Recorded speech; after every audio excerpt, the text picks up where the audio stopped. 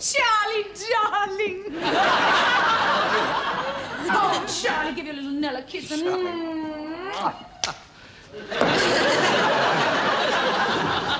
By Jove, it's colder than I thought.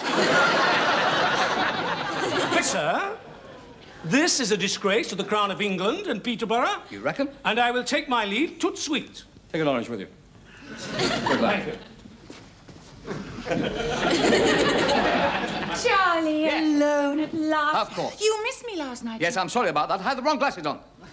I had the bisexual ones on, you know. I tell you what, let's sit down and take the weight off your pips. No, Charlie, there's not room on that for the two of us. That is true, but don't worry. Look at that. Oh, that's handy. It's a bunk bed.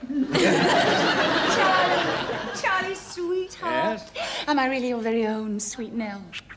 Positively. And you don't have another? Not to my knowledge, no. I sent off for one, but they haven't returned it yet. And you're not too busy to see me? Good Lord, never. Will I be interfering with His Majesty's obligations? I sincerely hope so.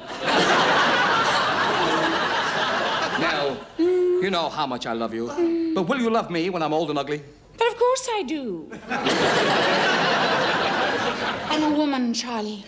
Not an ordinary woman, not a cold, empty woman, but a woman with fire in her blood, a fire that burns, a fire that rages with a fierce heat of passion that a body can't stand much longer. No longer can I stand the urge, the big urge, the pangs. Oh, Charlie, I've got the pangs, I've got the big urge. I've got the nagging nibbles and annoying pangs. Who loves you, baby?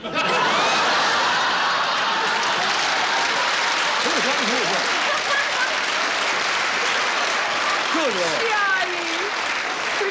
Yeah. Charlie, darling! I'm in a trance. Give your little Nell a I kiss. will, my little sweet into my hand.